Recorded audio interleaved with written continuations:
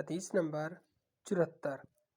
ابو داؤد نے بیان کیا، کہا شعبہ نے مجھ سے کہا، جریر بن حازم کے پاس جاؤ اور اس سے کہو تمہارے لیے حلال نہیں کہ تم حسن بن عمارہ سے حدیث روایت کرو کیونکہ وہ جھوٹ بولتا ہے۔ ابو داؤد نے کہا، میں نے شعبہ سے عرض کی وہ کیسے؟ تو انہوں نے کہا، اس نے ہمیں حکم سے روایت کردہ احادیث سنائی جن کی ہم نے کوئی اصل نہ پائی۔